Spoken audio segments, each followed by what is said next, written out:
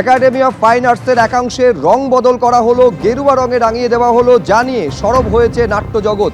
এই হচ্ছে সেই ছবি আপনারা দেখতে পাচ্ছেন। শ্রমিক ভট্টাচার্যকে চিঠি দিলেন নাট্য ব্যক্তিত্ব চন্দন সেন, বিভাস চক্রবর্তীরা। চিঠিতে অরুণ মুখোপাধ্যায়, অশোক মুখোপাধ্যায়, মেঘনাথ ভট্টাচার্যদেরও সই রয়েছে।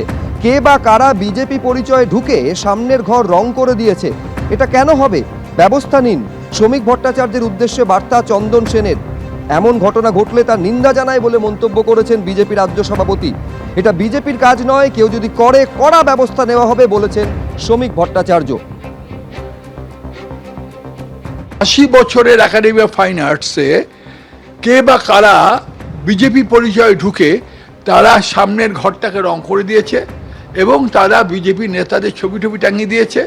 তারপরে তারা ভেতরের ঘরগুলো ইচ্ছামতো ব্যবহার করেছে, নাম দিয়েছে তারা বিজেপির তরফ থেকে এটা করছে।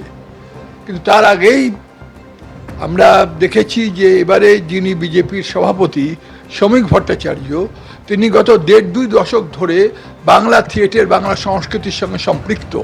তিনি থিয়েটার দেখতে আসেন, শুধু আমার নাটক নন, অনেকের নাটকই দেখতে আসেন।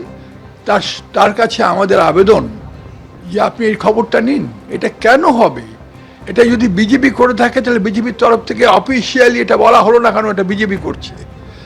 এবং যারা করছে তারা এই রকম একটা 80 বছরের একটা প্রতিষ্ঠানকে, তারা এই একাডেমি অফ ফাইন আর্টস, যার সঙ্গে অনেকগুলো বিখ্যাত মানুষের নাম যুক্ত, সেখানে একদল মানুষ ঢুকে তার গায়ের রং করে দেবে এবং এইভাবে রবীন্দ্র সদন রং হয়ে যাবে, এইভাবে আমাদের কলকাতার সব বিশিষ্ট জায়গাগুলো রং হয়ে যাবে, যেটা আমাদের সংস্কৃতির জায়গা, সাহিত্যের জায়গা, ন্যাশনাল লাইব্রেরি গায়ে একটা রং হবে। এইগুলো আমরা মানতে পারি না। যারা করেছে অন্যায় করেছে, ভুল করেছে। রং বদলের রাজনীতিটা বিজেপির লক্ষ্য নয়।